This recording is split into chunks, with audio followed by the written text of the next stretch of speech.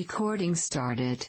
U.S. Deputy Marshal Bass Marlowe, 4 March 2022, 09:04 hours. This is day 12, Homicide Scott sabotage investigation, LC-130 flight ANG-0492 crash.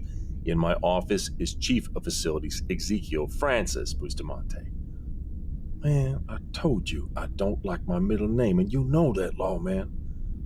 Yes, you did. Mr. Bustamante, for the record, can you confirm I've explained all your rights? You understand this is a voluntary discussion, and you are free to leave at any time. Oh, yeah. You could say I've seen this movie a few times in my day. Never liked the ending. Come on, Zeke. We talked about this. You've got to take it seriously. Oh, take it seriously. Okay, lawman. Yes, Deputy Marshal Bass Marlowe, you have read me my rights. I am clear upon this fact. Interview suspended. Recording stopped.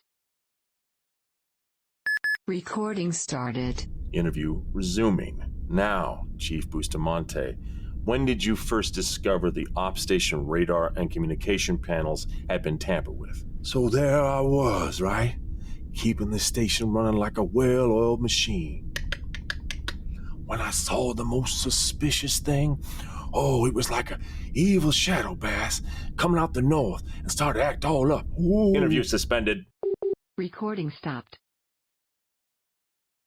Recording started. I am being professional. And not only that, it's kind of insulting, lawman, if I'm being honest. There was 12 different people with me all day loading winter cargo when the plane system's log showed the disconnect. It was like 6:30 a.m. Hell, it's almost the exact same time you came down to tell me goodbye. Shit, Bass, you're the best witness I could have. And the bypass of the bottle system on the Herc. My crew inspected her after she landed the day before. All systems checked out. Cross-checked by the flight deck stand-in and Captain, what's-his-name, himself. The only time somebody could have gone in the cockpit to bypass his safeties and lock in a diagnostic would have been just before the takeoff. Huh. Same as with the ops. I was in VMF with the crew after Kendra sang. We'd all gathered to listen to her country song. That's all I was looking for. Just needed to come directly from you with no prompting from me. And, to actually being serious. Why is that thing flashing? You recording? This is U.S. Deputy Marshal Bass Marlowe, 4 March 2022, 09:45 hours. Chief of Facilities Ezekiel Francis Bustamante, officially cleared as a suspect. Oh, okay. I've been cleared as a suspect. That's good. However, I suspect I'm going to turn this thing off. I'm going to walk over there. I'm going to put my size 14 up your ass, Bass. You call me that name one more. Recording stopped. Recording started. This is U.S. Deputy Marshal Bass Marlowe, 4th March 2022, 11:10 hours. I'm in conference room B224. This is Homicide Scott sabotage investigation, LC-130 flight ANG-0492 crash. Gentlemen, I need you to understand right out of the chute. This is highly unusual, as interviews are typically conducted one-on-one. That said, may I have your names for the official record? Christopher Shannon Todd. Hi, Deputy Marshal. Dude, you have to give him your full name before we chit-chat. We're not chit-chatting, fellas. This is a formal and official documented conversation. But Mr. Todd is right, Mr. Waters. I need you to give your full name. Emery Badass Waters. For the record, and established in the Rodney homicide investigation, Mr. Waters' actual legal middle name is in fact Badass. You'd think having that as a middle name would have prevented you from being picked on in high school. Not the case at all from our time there. What can I say? I'm more the snuggling panda type than the crouching tiger. That was Hidden Dragon, not Snuggling Panda, Wu-Tang Clan. Anyway, Deputy Marshal, you get us as a pair, or not at all. Always two there are. One master and one apprentice. Oh, let me guess who the master is in your analogy there, Obi-Nun. Please, ignore the young Padawan, Deputy Marshal. We're a duo team. Like Batman and Robin. Felix and Oscar. Bert and Ernie. Oh my God! Can you do or say anything more obvious to make us sound like a progressive suburban couple? Siegfried and Roy? That's even worse! Except now, Carol Baskin's Crouching Tiger mauls me as Roy. Why not Kirk and Spock? Why not? That would have worked perfectly. Han and Chewbacca with your abundance of body hair. Nobody's reading anything into that one. What? Even Joey and Chandler. Could you be any more dim-witted? Gentlemen, I am not interested in anybody's personal lives or inclinations. What you do behind closed doors is none of mine or the U.S. government's business. This is an investigation about the station and a plane's sabotage. Frodo and Sam. Okay. Judges are gonna give you that one. Hobbits rock. Yes, they do. For shizzle, my shire dizzle. Water tests out fine, so I'm sure it's not that. Okay, fellas, I've got a great idea. Let's play I ask the questions, you give concise, meaningful answers. How's that? See? Told him you'd piss him off, badass. Me? It's clear I'm his favorite. You're the one who keeps doing this every Question 1. According to the system's diagnostic, which was run on the op station panel, the data showed a virus being downloaded at precisely 12:32 p.m. introduced from a thumb drive into one of the USB slots in the communications tower drive. Also the exact time of the engine explosion on the LC-130. That's not a question, Deputy. It's a statement. It's very declarative. That's because I haven't gotten to the question part yet. I was pausing for effect. Oh, then very good. Oh my gosh, setting the tone and tenor of the conversation. Kudos to you, though, sir. Kiss ass. Where were you guys at 6:32 that day? The gal. IT office. You two maybe want to take a moment to pool your memories? Don't need to. The 11th of February was a Friday. And what do we do every Friday at breakfast, Chris? Huh. He's actually right, Deputy Marshal. For once. Every Friday at breakfast, we take time to debate the merits of Johnny Quest being the best Hanna-Barbera cartoon of them all.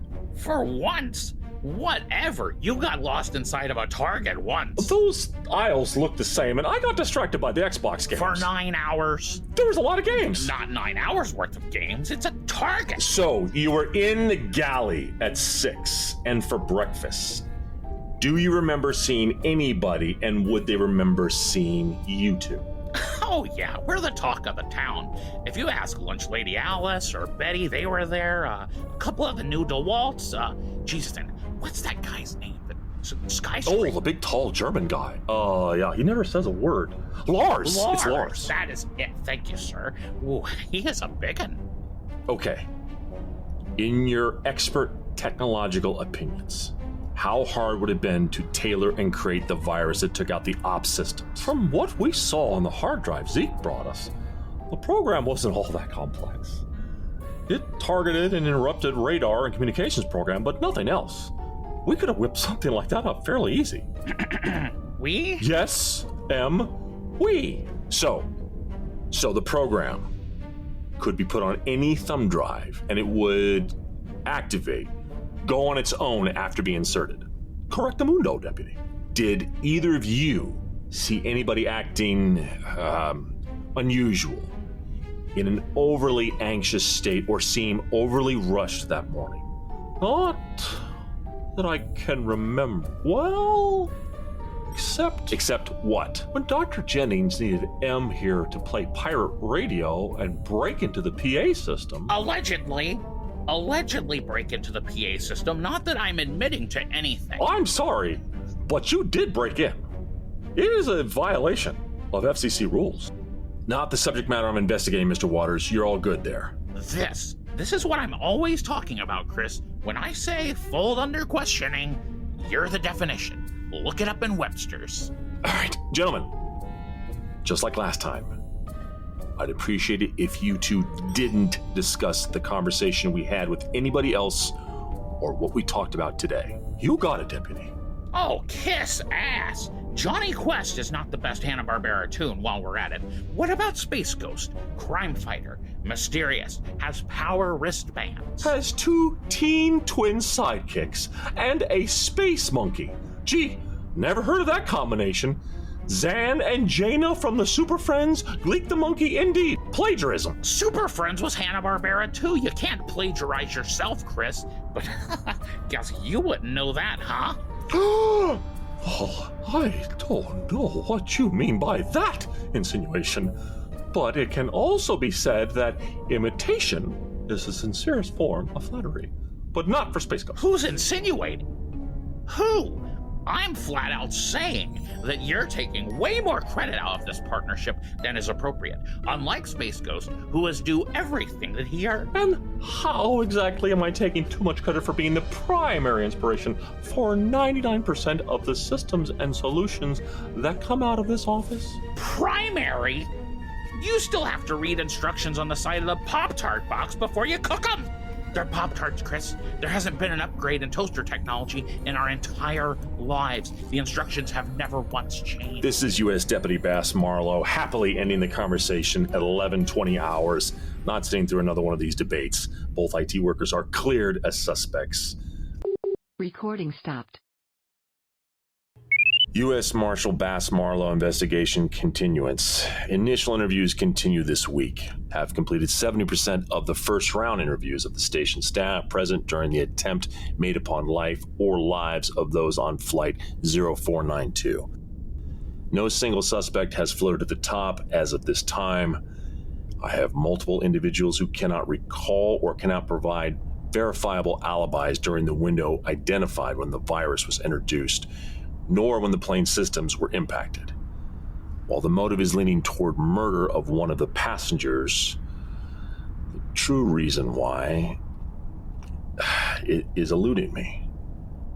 There was nothing to indicate Josh Nichols was working with a partner while on station and in the murder of Dr. Rodney.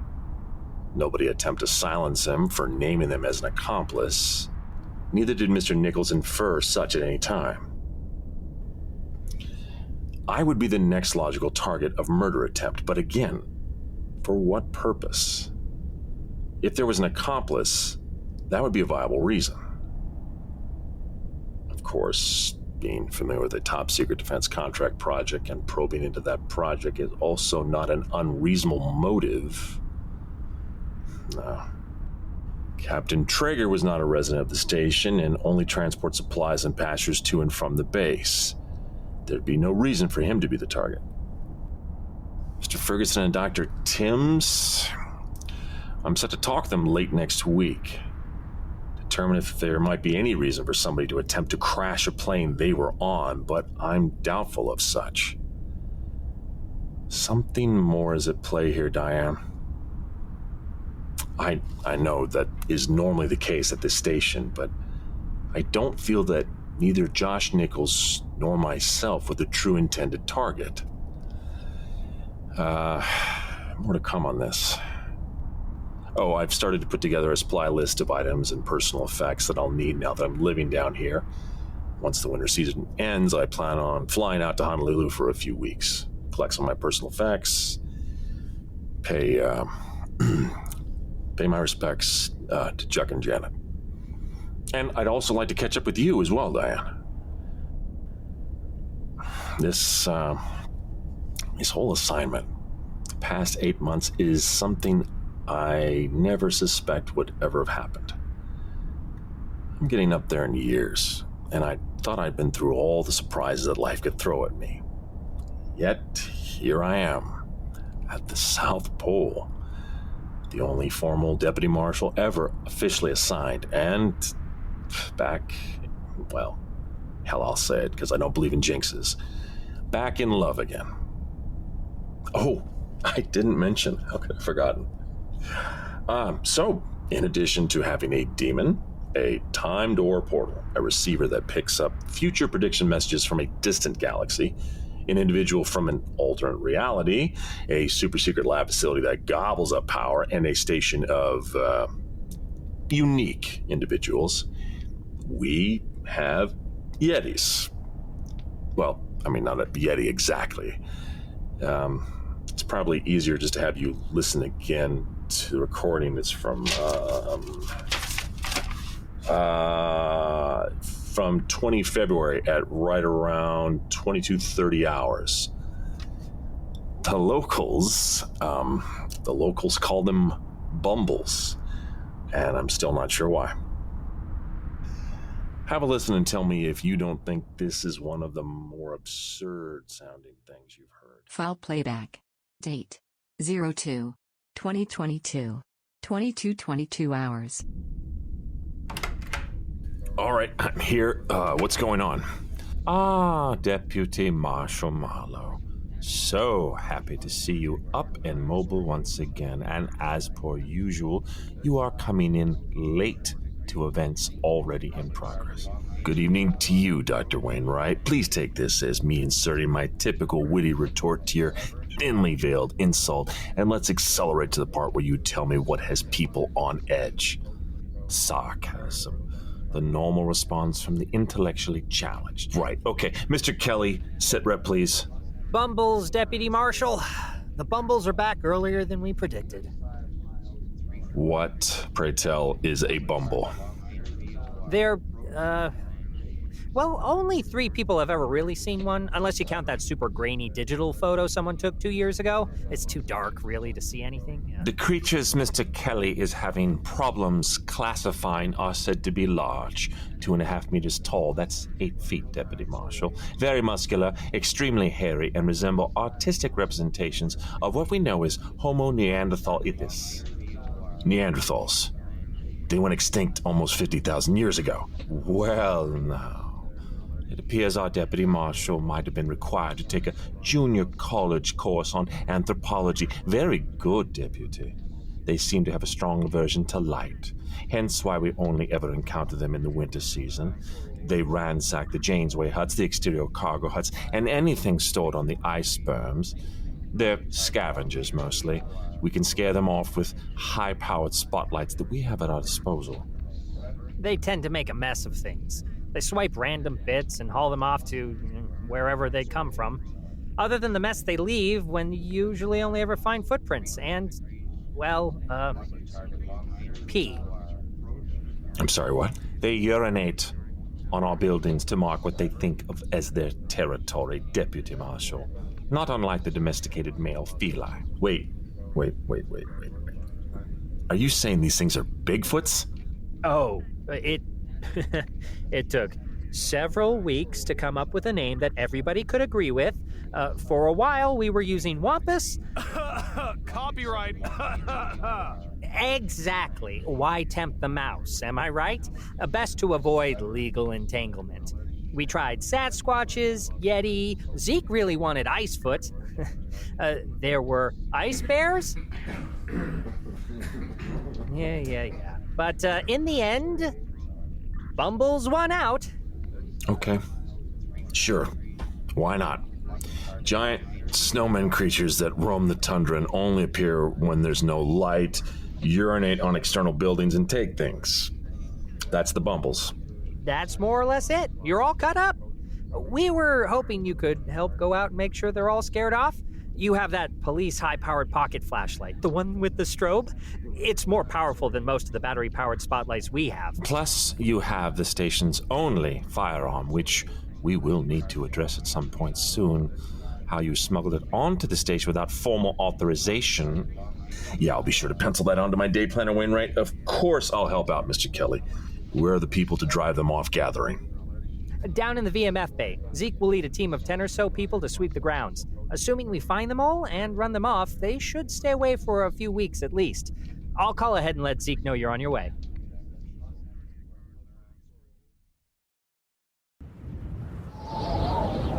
What you mean you need to interview me again?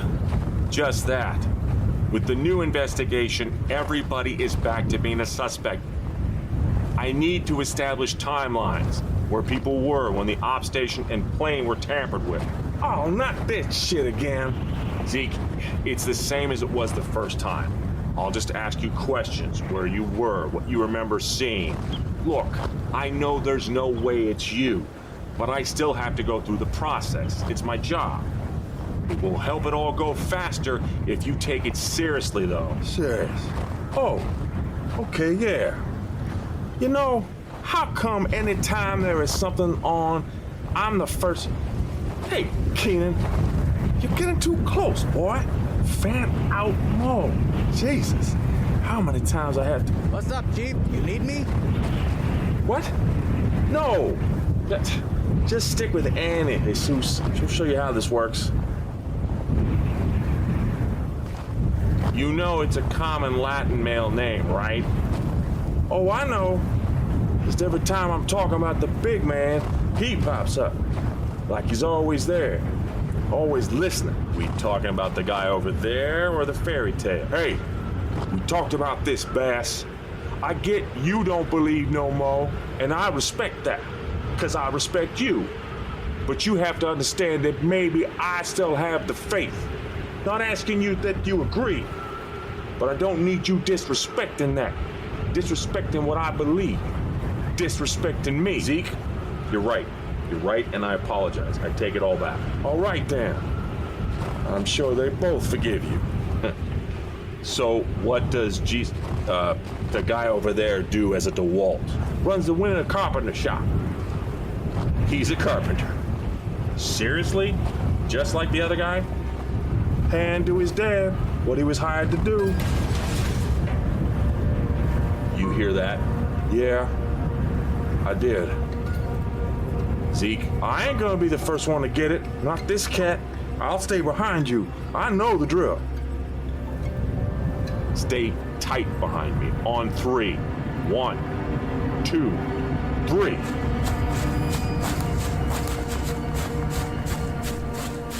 Okay. All clear. Think it was just the wind that knocked over one of the tool chests. Lawman, we don't stow no tool chests outside the Jamesway huts. There. Lights.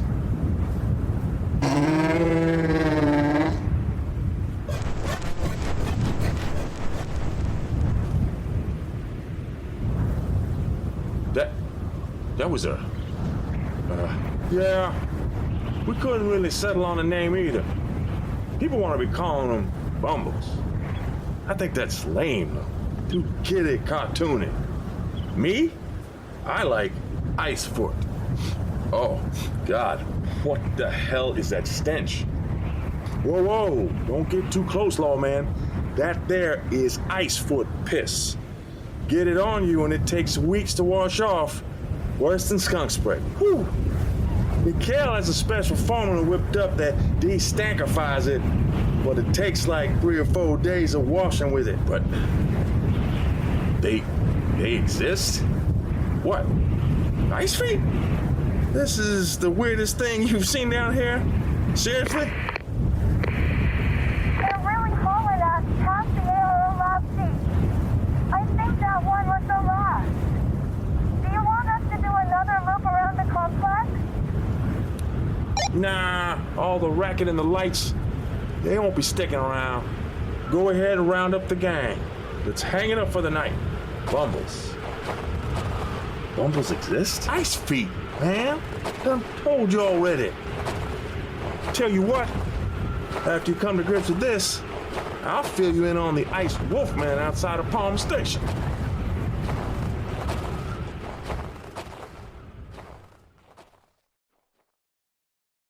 Recording started. I'm about to clock out for the evening, Deputy Marshal. Are you sure I can't whip you up a sandwich or a midnight snack? No, thank you, Mr. Etcha. I'm all set with my coffee and a slice of apple pie. That is a damn fine cup of coffee, if I do say so. Oh, you remind me of a character I remember seeing on TV when I was little. My dad was fascinated with the show. I think the main character was an FBI agent now, if I recall correctly. Quirky little town called Two Peaks. He also said, damn fine cup of coffee. Huh. Yeah, television likes to use us in the Justice Department as main protagonists. Mr. Etcha, do you mind if... Well, let me describe something to you that I recorded on my body cam a few months back, and you tell me if this sounds familiar.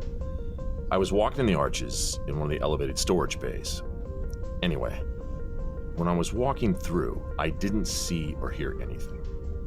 But when I played back the camera's footage, there was, well, I think it was your blue and purple swirling mist that you described after the power flickers. Well, mine looked like, you know that chemical they put in lava lamps? You heat it up and it moves very fluidly? Yes. It was like that, but wispy and smoky. Translucent near the edges, but solid towards the center. With purple sparkles that would twinkle and then disappear as they detach from the main body? Uh-huh. Oh, that's it, exactly. You have it on camera? Can I see it? Absolutely. I'll bring it with me when I come in for breakfast tomorrow morning. Are you still seeing it after the recent flickers? Oh, every time. Oh, Deputy Marshal, you have no idea how happy this makes me. I mean, I thought well, when you talk about being from an alternate reality and seeing things, woo! Dr. Brummer will be so happy to know about this. The psychiatrist? You have sessions with him? Well, we all do. It's a requirement for anyone who winterovers. You have to see him once every 2 weeks just to make sure you don't have problems adapting or maintaining. I'm surprised you haven't been called down. I don't do head medicine, feeling stuff. Wow. Okay, it's the 21st century, Deputy Marshal. There's no stigma around seeing a psychiatrist anymore. I mean, even the mafia embraced it in the Contraltos.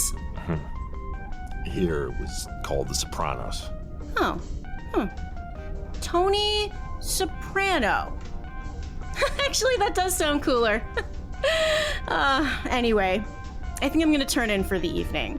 I am looking forward to seeing that recording. I'll leave some chocolate chip cookies out for you under the glass if you want some. Just come around the counter. Miss Alice doesn't mind. She likes you. Good night, Mr. Retcha. I'll see you in the morning.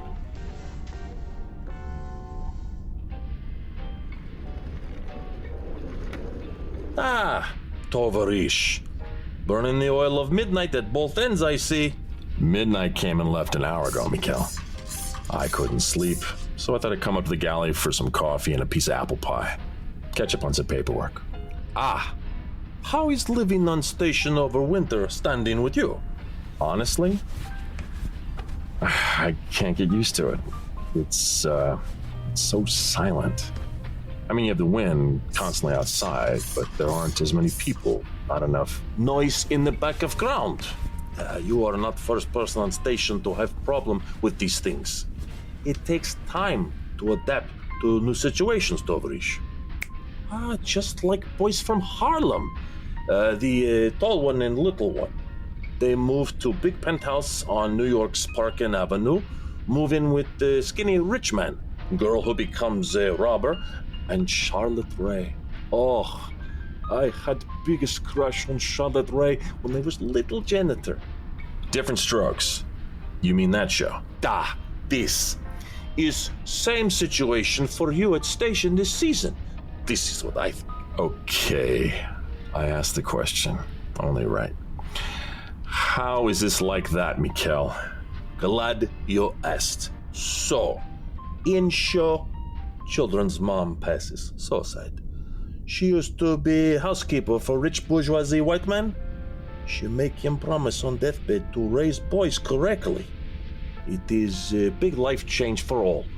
Boys living in poverty, now suddenly in deluxe apartment in sky. I think that was the Jeffersons, not different strokes. Mikkel does, mashups, analogies. Anyway, rich white man who only has daughter now must raise 2 boys for first time in life. There is also difference in race. Everybody must find way to adapt to new situations and make the best of it. It may take time, but everybody does get used to this new life. Except Charlotte Ray. She gets spin-off show of Facts of Life. I hear you, Mikkel. Just be patient and I'll adapt to the winter life at the station. Yet? What you talking about, Tovarish? That not it at all. New situation introduced here is you. It is we that need to adapt to you being here. There is one of you not at ease. There are 25 of us used to year-round life that is different with you here now. I'm not the only person having difficulties adapting. Now you has it. Okay, it is now 1:30 in the morning. This concludes our janitoring broadcast day. I now will become in pumpkin and go sleep. You should do the same, Tovarish. Not far behind you, Mikhail. Good night. Oh, hey, Mikhail. Stop. I was, not 100% clear-headed that night I returned to the station. There's something Zeke and Kendra said, that as the Norwegians were dropping us off and refueling, you were standing on the observation deck. You had your hands to the sky just as the winds were being held back from the station, allowing the copter to refuel safely and all of us to be evacuated. No. Excitement outside. Mikhail wishes to see for himself. I stretch arms to make muscles keep warm in cold outside. It is not magic. I have learned much art in my time, but control of weather, not yet. Do not know what that was, Tovarish. The winds held back exact time needed. Maybe somebody just needed to remind ice. Importance of big pictures. You know more than you're letting on, Mikhail. East Chateau Valdo. There is just something about the ice.